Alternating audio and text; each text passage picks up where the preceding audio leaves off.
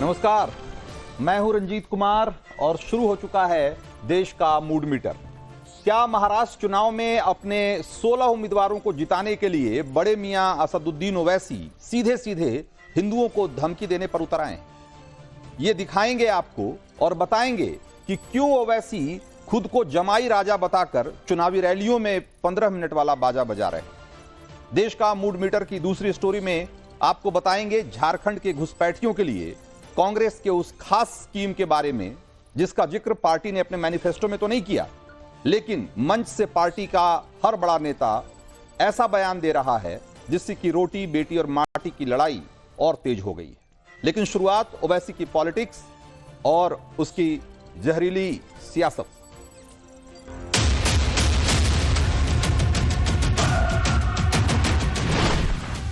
अभी टाइम कितना है? हाँ, 15 मिनट है अभी। वेरी सॉरी 9:45 देखो 9:45। 15 मिनट के लिए पुलिस को हटा लो, बता देंगे किसमें हिम्मत है, कौन ताकत है। कैंपेनिंग का टाइम 10 बजे, अभी 15 मिनट बाकी है।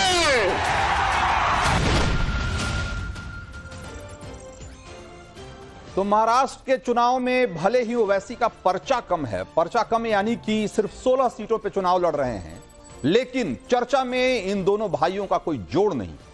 चुनावी मंच से चिंगारी कैसे उड़ती है यह देखना हो तो ओवैसी की चुनावी सभाओं में जाकर देखिए। महाराष्ट्र के सोलापुर की रैली में जिस तरीके से ओवैसी ने भाषण दिया वो भी कमोबेश उसी तर्ज पे था। लेकिन चिंगारी की चर्चा थोड़ी देर बाद करेंगे, थोड़ा रुक कर करेंगे। पहले आपको ये दिखाते हैं कि यूपी की लैला कैसे महाराष्ट्र में मजनू बनकर घूम रहे हैं। ओवैसी का किरदार कैसे चुनाव दर चुनाव अपना रूप बदलता है और एआईएमआईएम के इतिहास में भी ये बदलाव लगातार दिखता रहा है, जो निजाम और रजाकार से होते हुए 15 मिनट की धमकी वाली पॉलिटिक्स में बदल चुका है। आज ओवैसी के उस इतिहास पर भी बात करेंगे, लेकिन सबसे पहले यह सुनिए कि ओवैसी कैसे महाराष्ट्र में पुलिस के आशिक और सिस्टम के दामाद बनकर घूम रहे हैं। खाली भाईजान से मोहब्बत है, दूसरों से नहीं है जी। तो मैं नोटिस ले लिया। सुनो अभी टाइम कितना है? हाँ, 15 मिनट है अभी। वेरी सॉरी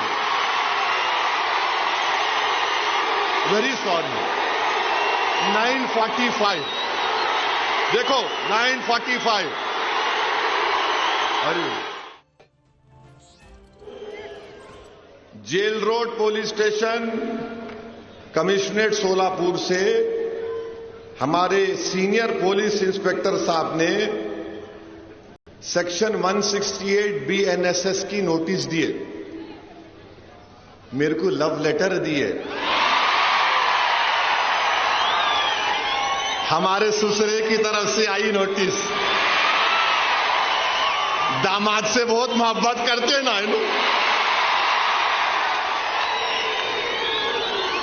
और हम इनके भाईजान हैं। ससुरे भी उन्होंने है, हम उनके भाईजान भी हैं। I love you. तो सिस्टम को अपना ससुर बताने पर ओवैसी को भीड़ की तालियां और सीटी तो खूब मिली, और एक बारगी आपको लगेगा कि चुनावी रैलियों में यह हल्का फुल्का अंदाज अच्छा ही है, लेकिन ओवैसी ने वाकई बहुत सीरियसली और सोच समझकर सिस्टम के साथ दामाद वाला रिश्ता चुना है। क्या ओवैसी खुद को दामाद इसलिए बोल रहे हैं क्योंकि सालों तक सरकारें ओवैसी जैसे नेताओं को दामाद जैसा ही ट्रीटमेंट देती रही? इनकी छोटी छोटी गलतियां, बल्कि यूं कहें कि छोटी बड़ी सारी गलतियां यूं ही नजरअंदाज कर दी जाती थी। सरकार में भी पूछ थी और सिस्टम में भी। क्या लंबे वक्त तक अल्पसंख्यक वोटों की सौदेबाजी में एक खास सियासत ने ओवैसी जैसे नेताओं को सिर आंखों पर नहीं चढ़ाए रखा? और अब जब तुष्टीकरण की पोल खुल रही है, बटेंगे तो कटेंगे जैसे नारे गूंज रहे हैं, तब यही ओवैसी दामाद दामाद बोलकर याद दिला रहे हैं कि एक वक्त था जब उनका भी रुतबा हुआ करता था। सवाल यह भी है कि क्या मोदी सरकार में दामाद जैसा ट्रीटमेंट मिलना अब बंद हो चुका है और ओवैसी की जो बातें हैं वो उसी की खींच इस तरीके से तंज के रूप में सामने आ रही है। इस रिश्तेदारी की वजह चाहे जो हो, लेकिन उन्हें पुलिस का नोटिस क्यों मिला यह जानना भी आपके लिए बहुत जरूरी है। महाराष्ट्र के सोलापुर में ओवैसी चुनाव प्रचार के लिए पहुंचे। वहां भाषण शुरू होने से पहले सोलापुर पुलिस ने एआईएमआईएम के राष्ट्रीय अध्यक्ष सांसद असदुद्दीन ओवैसी को एक नोटिस दी। इस नोटिस में हिदायत दी गई कि वो अपने भाषण में किसी भी समुदाय की भावनाओं को ठेस नहीं पहुंचाएंगे और ओवैसी को भड़काऊ भाषण देने की हिदायत दी। लेकिन पुरानी आदतें इतनी जल्दी कहां जाती है साहब। पुलिस ने भारतीय न्याय संहिता की धारा 168 के तहत नोटिस दिया और उसके चंद मिनट बाद ही सांसद असदुद्दीन ओवैसी सारी धाराओं और कानून की धज्जियां उड़ाते हुए दिखे। एक बार फिर से उनके जुबान से वही चिंगारी फूटने लगी। खाली भाईजान से मोहब्बत है, दूसरों से नहीं है जी। तो मैं नोटिस ले लिया। सुनो सुनो, अभी टाइम कितना है? हाँ, 15 मिनट है अभी। Very sorry, very sorry. 9:45 देखो, 9:45। अरे तो बड़े ओवैसी का अंदाज थोड़ा मस्खरी वाला जरूर है, लेकिन वो इतने मासूम नहीं है। ना उन्होंने गलती से 15 मिनट का जिक्र किया। उन्हें मालूम है कि जनता 15 मिनट का मतलब क्या निकालती। इसलिए आप देख रहे हैं कि ओवैसी की जुबान पर 15 मिनट की बात आई और कैसे भीड़ में जैसे उन्माद फैल गया। सामने बैठी भीड़ का शोर अचानक से उसका डेसिबल इतना बढ़ जाता है कि आपको लगता है कि ओवैसी ने ऐसी कौन सी बड़ी बात कही। वो तो कुछ मजाक वाली बात कर रहे हैं, लेकिन जो भीड़ का उत्साह है उसको देखकर आप समझ लीजिए कि ओवैसी ने बातें क्यों कही। और उनका कहने का जो मैसेज है, जो पैगाम है, वो भीड़ को शब्दशः उसी तरीके से डिलीवर हुआ है जैसा वो करना चाहते थे। ऐसा लगता है कि भीड़ में नई जान आ गई। जिस 15 मिनट की ओर ओवैसी हंसते हंसते इशारा कर रहे हैं वो कोई हंसी ठिठोली वाली बात नहीं है। वो असदुद्दीन ओवैसी के छोटे भाई अकबरुद्दीन ओवैसी थे, जिन्होंने साल 2012 में कहा था कि हिंदुस्तान हम 25 करोड़ हैं और तुम 100 करोड़। ठीक है, तुम तो इससे भी ज्यादा हो, लेकिन 15 मिनट के लिए पुलिस को हटा लो और फिर हम बता देंगे कि किसमें हिम्मत है और कौन ताकतवर है। अकबरुद्दीन पर इस बयान की वजह से केस भी दर्ज हुआ था। वो जेल भी गए थे, लेकिन बाद में कोर्ट ने उन्हें संदेह के आधार पर बरी कर दिया। तो छोटे मियां को कोई सजा नहीं मिली थी, लेकिन साल 2012 से लेकर आज तक बीते 12 सालों में कोई ऐसा चुनाव नहीं बीता जिसमें ओवैसी की पार्टी की ओर से गाहे बगाहे ये 15 मिनट का जिक्र न हुआ। और कल रात तो बड़े मियां भी एक तरीके से उन्होंने भी वो 15 मिनट वाली बात इशारों इशारों में कह दी। और इनके छोटे भाई जिन्हें अदालत से राहत मिल चुकी है, वो खुद भी इसी महाराष्ट्र में पिछले दिनों 15 मिनट का जिक्र कराए थे। वो भी ठीक उसी अंदाज में जैसे कल रात बड़े भाई असदुद्दीन ओवैसी ने किया। एक बार अकबरुद्दीन ओवैसी का वो भाषण भी जरा सुनिए। 9:45 कैंपेनिंग का टाइम 10 बजे, अभी 15 मिनट बाकी है।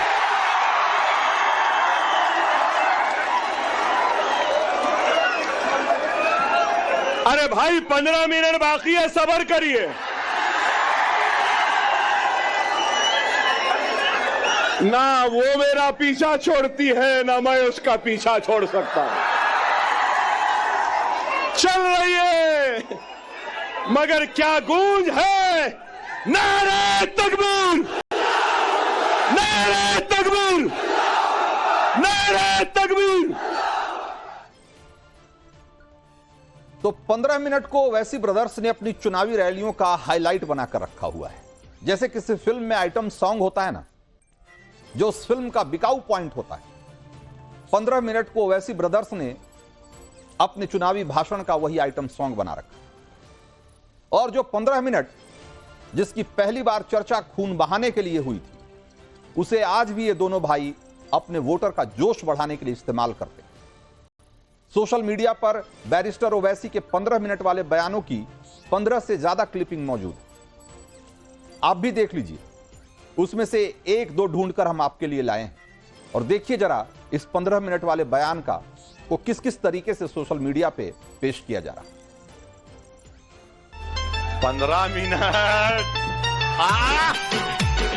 15 मिनट याद आया। पीछे बैठने वाले भी मुस्कुरा रहे हैं।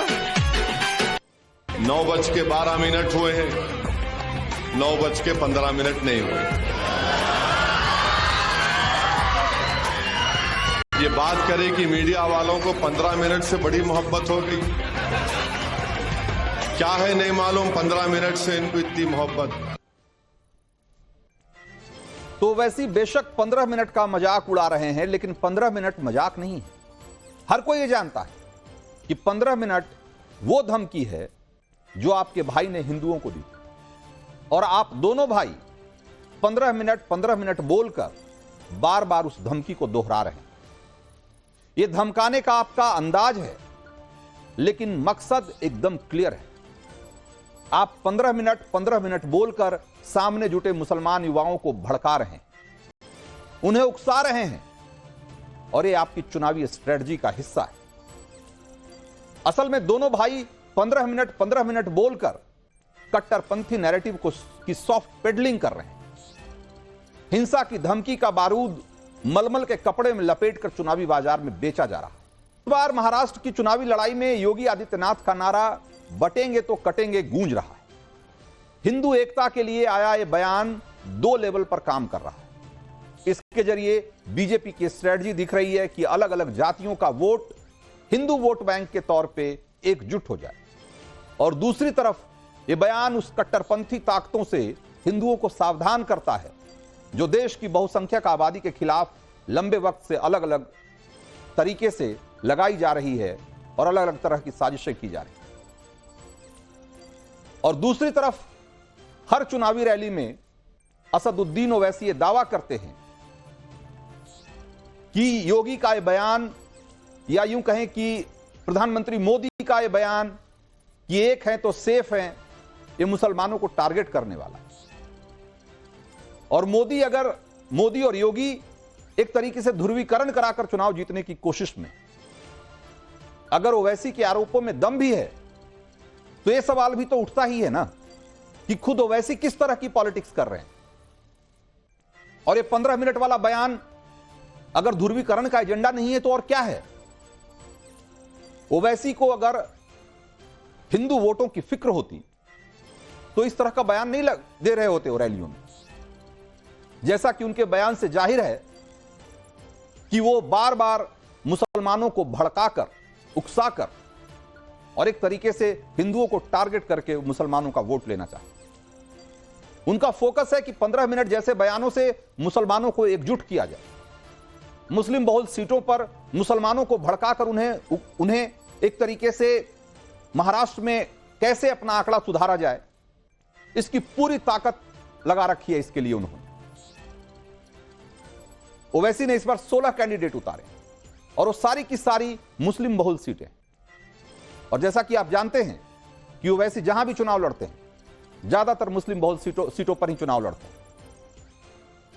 लेकिन यह कनेक्शन सिर्फ जो महाराष्ट्र में है, यह सिर्फ मुस्लिम आबादी के साथ नहीं है, इसका एक और कनेक्शन है।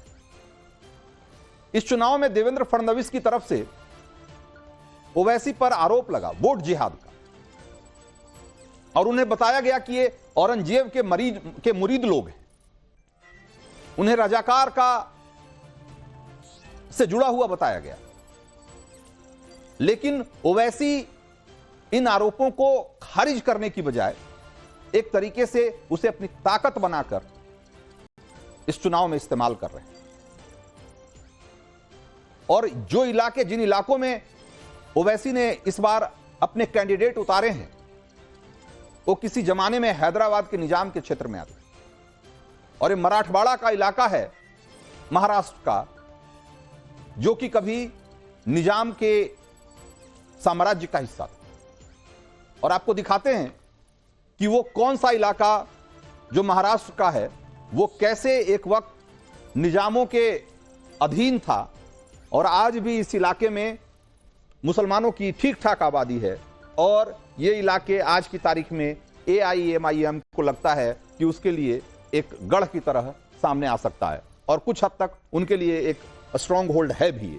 आप देखिए, ये हैदराबाद का वो स्टेट है, ये यूं कहें कि पुराने हैदराबाद स्टेट का नक्शा है। और उसमें आप देखेंगे कि ये जो इलाका है औरंगाबाद, परभनी, नांदेड़, ये सोलापुर तो पूरा नहीं था, लेकिन आज जो सोलापुर है उसका थोड़ा हिस्सा, और कर्नाटक का फिर कुछ हिस्सा, और बाकी हैदराबाद का जो आप देख रहे हैं, हैदराबाद, निजामाबाद, आदिलाबाद, ये तो है ही तेलंगाना का हिस्सा, लेकिन ये कर्नाटक का कुछ हिस्सा, गुलबर्गा वगैरह। और ये हैदराबाद का आप देख रहे हैं कि जो ये उत्तरी इलाका है, उसमें औरंगाबाद, परभनी और नांदेड़ और सोलापुर, ये जो कि महाराष्ट्र आज की तारीख में महाराष्ट्र का हिस्सा है, वो कभी हैदराबाद स्टेट का हिस्सा हुआ करता था।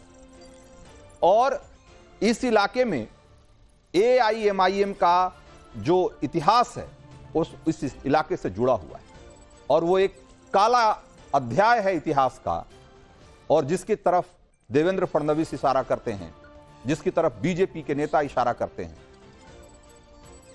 और वो क्या इतिहास है, जरा आपको एक बार यह भी जानना चाहिए। तो आजादी के फौरन बाद MIM निजामों के साथ मिलकर हैदराबाद को भारत में शामिल किए जाने के खिलाफ एक बड़ा यूं कहें कि सशस्त्र विद्रोह शुरू हो गया। और उस सशस्त्र विद्रोह की जो अगुवाई कर रहे थे, उसमें वो कौन लोग थे वो हम आपको बताएंगे। उन्हें रजाकार कहा जाता था। और वो रजाकार कौन थे और रजाकारों से आज ओवैसी का क्या रिश्ता है आज के AIMIM का, जरा उसको भी समझने की जरूरत। अगर आज ये आरोप लगता है ओवैसी पे, अगर देवेंद्र फडणवीस से कहते हैं कि ओवैसी से क्या बात करना है, ये तो रजाकार हैं, तो क्यों कहा जाता है, आपको ये जानना चाहिए। ओवैसी भले इस आरोप को खारिज करते हैं। ओवैसी कहते हैं कि जो रजाकार थे वो तो पाकिस्तान चले गए, और जो देशभक्त थे वो हिंदुस्तान में रह गए, और हम देशभक्तों में से, हम रजाकार नहीं हैं। एक मिनट के लिए ओवैसी की ये बात मान भी ली जाए, तो मैं आपको AIMIM का कुछ इतिहास आपको बताना चाहता हूं। और ये इतिहास मैं नहीं, मैं उनके वेबसाइट के हवाले से बताता हूं। AIMIM की वेबसाइट पर क्या लिखा गया है और वो अपनी जड़ें कहां तक ले जाते हैं, कहां तलाशते हैं, एक बार जरा आप देखिए।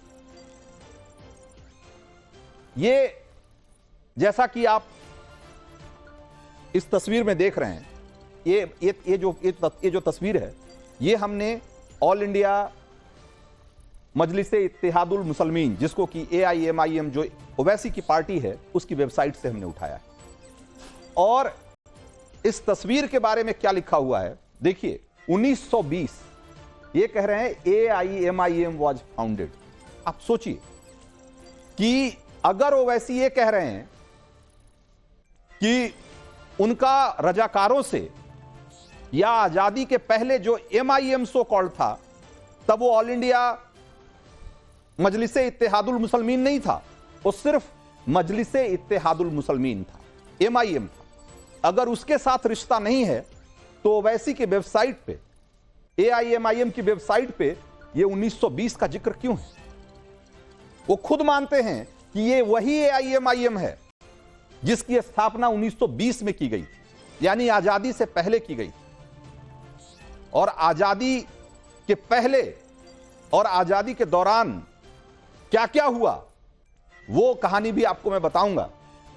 लेकिन मैं जरा आपको एक दूसरी तस्वीर इसी वेबसाइट पे उन्हीं जो अपना इतिहास उन्होंने बताया है AIMIM का, जरा उसकी दूसरी तस्वीर दिखाइए। उसमें एक तस्वीर लगाई गई है। यह तस्वीर है नवाब बहादुर यार जंग का। और ये यार जंग की जो तस्वीर, बहादुर यार जंग की तस्वीर देख रहे हैं, ये MIM के प्रेसिडेंट हुआ करते थे एक जमाने में। 1938 में ये प्रेसिडेंट चुने गए थे, यानी कि आजादी से पहले। और MIM इनके प्रेसिडेंसी के दौरान MIM ने मिलिशिया की एक बड़ी फौज तैयार की जिसे रजाकार कहा गया। और वो रजाकार हैदराबाद स्टेट के भारत में विलय के खिलाफ थे। वो या तो पाकिस्तान के साथ जाना चाहते थे या हैदराबाद को एक स्वतंत्र राष्ट्र के तौर पे स्थापित करना चाहते थे जो कि निजाम की हुकूमत में चले। और इस मकसद के साथ नवाब बहादुर यार जंग ने रजाकरों की बड़ी फौज खड़ी की और उनकी संख्या 50,000 से लेकर 2 लाख तक बताई जाती है। और उन रजाकरों ने क्या किया वो इस देश के इतिहास में एक बड़ा और काला अध्याय है, उसका जिक्र भी करूंगा मैं। लेकिन नवाब बहादुर यार जंग के बारे में ओवैसी की पार्टी की वेबसाइट पर क्या लिखा गया है जरा एक बार वो भी पढ़िए। जरा दूसरी लाइन में देखिए, लिखा गया है he emerged as the tallest leader of community. वो कौम के सबसे बड़े नेता के तौर पे उभर कर सामने आए। नवाब बहादुर यार जंग के बारे में यह बात कही गई है ओवैसी की वेबसाइट पर, जिन्होंने रजाकरों की फौज खड़ी की और जिन रजाकरों ने आजादी के दौरान हिंदुओं का कत्लेआम किया, उन रजाकरों के बारे में, उन रजाकरों की सेना खड़ी करने वाले के बारे में ओवैसी की पार्टी के वेबसाइट पे लिखा जाता है कि वो कौम के सबसे बड़े नेता थे। सोचिए। और आज ओवैसी कहते हैं कि जो रजाकार थे वो तो पाकिस्तान चले गए, सिर्फ देशभक्त यहां रह गए। लेकिन ओवैसी आज भी उस इतिहास से अपना रिश्ता जोड़ते हैं। उनकी पार्टी आज भी अपने आप को उसी MIM का हिस्सा मानती है जिसकी स्थापना नवाब बहादुर यार जंग ने की। और बाद में नवाब बहादुर यार जंग की मौत के बाद कासिम रिजवी ने जब कमान मिली तो कासिम रिजवी के नेतृत्व में रजाकरों की फौज ने इस, जहां आज चुनाव हो रहे हैं महाराष्ट्र के जिस इलाके में, जहां वो इलाका भी शामिल है मराठवाड़ा का, वहां किस तरीके से हिंदुओं पर जुल्म ढाए गए। गुलबर्गा, बीदर और पूरा जो आप महाराष्ट्र जो आप देख रहे हैं, हैदराबाद स्टेट का जो पूरा इलाका था, वहां हिंदुओं पर किस किस तरह के जुल्म ढाए गए, उसकी अगर आप कहानियां पढ़ेंगे तो रूह कांप जाएगी। आप हैरान हो जाएंगे। गांव के गांव जला दिए गए, महिलाओं की इज्जत लूटी गई, सारे नौजवानों को खड़ा करके उनको गोली मार दिया गया, उन्हें काट दिया गया। और उस समय एक नारा था जो रजाकार लगाते थे कि बामन को लूटो, बनियों को काटो और आपस में बांटो। यह नारा लगता था। रजाकरों की उस फौज के संस्थापक के बारे में ओवैसी की पार्टी का ऑफिशियल वेबसाइट कहता है कि वो मुसलमानों के सबसे बड़े नेता थे। और ओवैसी कहते हैं कि उनका रजाकरों से कोई रिश्ता नहीं। सच क्या है वो आपके सामने है। एक जरा तीसरी तस्वीर भी मैं आपको दिखाता हूं, दिखाइए। ये उसी वेबसाइट पे तीसरी तस्वीर है और उसी ऐतिहासिक पृष्ठभूमि में AIMIM का जो इतिहास जो बताया गया है, उसी संदर्भ में ये तीसरी तस्वीर है। 1948। ये कहते हैं कि AIMIM ceases to exist। भाई अगर AIMIM नहीं थी तो वो 1948 में कैसे खत्म हो गई और क्यों खत्म हो गई? जब हैदराबाद स्टेट को सरदार पटेल ने जबरन फौज भेजकर उसे भारत में उसका विलय करवाया, उसके बाद कासिम रिजवी को गिरफ्तार किया गया और कासिम रिजवी 1948 से लेकर 1957 तक भारत की जेल में था और भारत की जेल से रिहाई की शर्त यह थी कि वो यहां से छूटने के बाद सीधे पाकिस्तान जाएगा। लेकिन पाकिस्तान जाने से पहले कासिम रिजवी ने AIMIM की जो कमान है वो उन्होंने ओवैसी के परदादा को सौंपी। ओवैसी के परदादा और ओवैसी के परदादा ने उसके कॉन्स्टिट्यूशन में थोड़ा फेरबदल किया और MIM के नाम के साथ उन्होंने AI और जोड़ दिया और इस तरीके से ऑल इंडिया, आप जो देख रहे हैं, ये आप देख रहे हैं कि AIMIM, तो ये जो है उनके नाम के साथ ऑल इंडिया जोड़ करके और AIMIM बना दिया गया और इस तरीके से जो इतिहास है उसका फरेब आपके सामने है और उसकी सच्चाई भी आपके सामने है। तो अगर ओवैसी को यह लगता है या ओवैसी ये दावा करते हैं कि रजाकरों से उनका कोई रिश्ता नहीं है, तो फिर AIMIM का इतिहास तो 1948 की बजाय 1958 से शुरू होना चाहिए था ना। लेकिन वो तो अपनी वेबसाइट पे कहते हैं कि 1920 में उसकी स्थापना हुई। वो तो यार जंग को कहते हैं कि टॉलेस्ट लीडर थे वो मुसलमानों के, जिन्होंने रजाकरों की स्थापना की और वो AIMIM से जुड़े हुए थे, वो MIM के प्रेसिडेंट थे। फिर वो वैसे ही क्यों कहते हैं कि 1948 में AIMIM ceases to exist? वो क्यों कहते हैं कि क्योंकि उस समय MIM पे प्रतिबंध लगा दिया गया था 1948 में और 9 साल प्रतिबंध रहा। उसके बाद कासिम रिजवी पाकिस्तान जाने के पहले ओवैसी के दादा को इस संगठन की कमान सौंप गए और इस तरीके से वो जो MIM जिसकी स्थापना 1920 में हुई और जिसके मिलिशिया रजाकार थे जिन्होंने इस देश में हिंदुओं का कत्लेआम किया,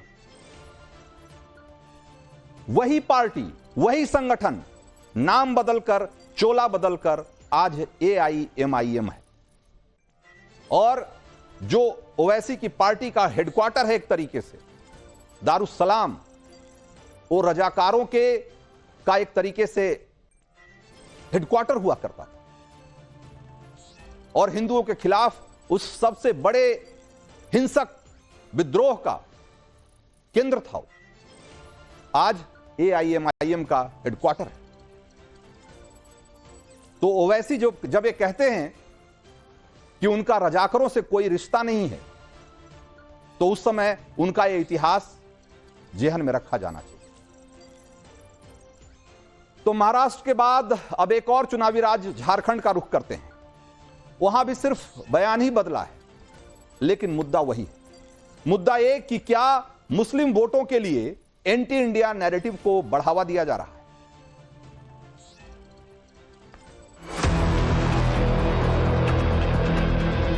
जैसे सरकार बनेगी 1 दिसंबर से गैस सिलेंडर का कीमत सिर्फ 450 रुपए। ना उसमें हिंदू देखा जाएगा, ना मुसलमान देखा जाएगा, ना घुसपैठिए देखा जाएगा।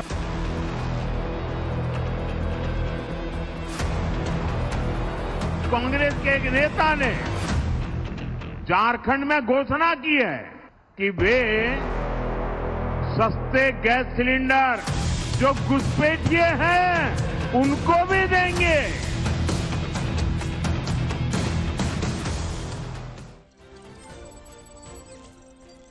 तो झारखंड विधानसभा चुनाव का पहला फेज खत्म हो चुका है और दूसरे फेज के लिए पार्टियां धुआंधार प्रचार कर रही है और बीजेपी के सभी नेता झारखंड के इस चुनाव में हर मंच से, हर रैली से घुसपैठियों पर आक्रामक प्रहार कर रहे हैं।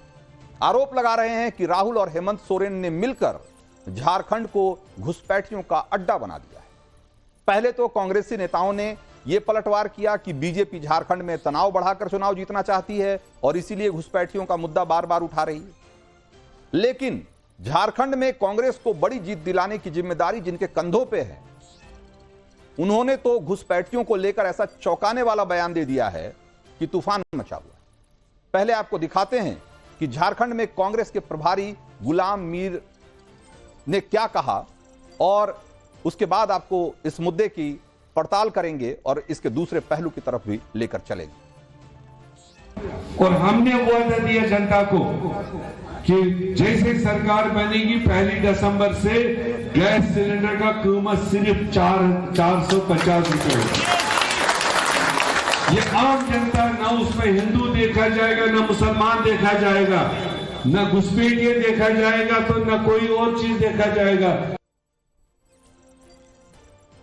तो अब जरा आपने सुना कि गुलाम मीर क्या कह रहे हैं। वो कह रहे हैं कि न हिंदू देखा जाएगा न मुसलमान देखा जाएगा, बिल्कुल नहीं देखा जाना चाहिए, लेकिन करेंगे घुसपैठिया भी नहीं देखा जाएगा। भाई घुसपैठिया क्यों नहीं देखा जाएगा? क्यों नहीं देखा जाना चाहिए घुसपैठिया? क्या इस देश में घुसपैठियों को जब मन आए हिंदुस्तान में घुस आने का लाइसेंस दे रखा है कांग्रेस के नेताओं? वो जब चाहें, जिस स्टेट में चाहें, जितने घुसपैठिए बुला लें, जितने बांग्लादेशी, जितने रोहिंग्या चाहें वो बुला लें और सबको सस्ता सिलेंडर बांटें, सबको मुफ्त की योजनाओं का लाभ दिलाएं। पिछले 70 सालों से कांग्रेस की जो घुसपैठियों के प्रति रवैया रहा है और उनकी जो नीति रही है, ये उसकी एक छोटी सी बानगी है। और गुलाम मीर के बयान से एक बात स्पष्ट हो जाती है कि उनकी सरकार में झारखंड में घुसपैठियों को खुली छूट मिलनी तय है। और उनकी इस खास स्कीम से जो बीजेपी की का जो आरोप है उस पर एक तरीके से मुहर लग जाती है कि घुसपैठियों को झारखंड में बसाने की ये इंडी सरकार की कोशिश बहुत पुरानी है और उसे वो वोट बैंक की तरह इस्तेमाल करते रहे हैं। और इसीलिए उनके भाषण में नहीं चाहते हुए भी, आप देखिए, गौर करिए कि वो चाहते तो और भी बहुत कुछ बोल सकते थे। झारखंड में थे, वो बोल सकते थे कि न हिंदू देखा जाएगा, न मुसलमान देखा जाएगा, न आदिवासी देखा जाएगा, न गैर आदिवासी देखा जाएगा, न राज्य का देखा जाएगा, न बाहरी देखा जाएगा, न अमीर देखा जाएगा, न गरीब देखा जाएगा, न जाति देखी जाएगी, न धर्म देखा जाएगा। कुछ भी बोल सकते थे, लेकिन उन्होंने कहा क्या?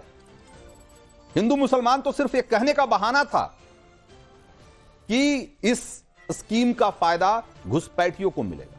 इसलिए हिंदू मुसलमान के बाद जो तीसरी बात उनके जेहन में आती है, और असल में जो कहना चाहते थे कि वो इस स्कीम के जरिए घुसपैठियों को एक तरीके से खुली छूट दे रहे हैं, न्योता दे रहे हैं कि वो झारखंड में जब चाहें, जहां चाहें आकर रहें और बसें, सरकार उनकी होने बने। तो देश का मूड मीटर में वक्त इतना ही है और वक्त है छोटे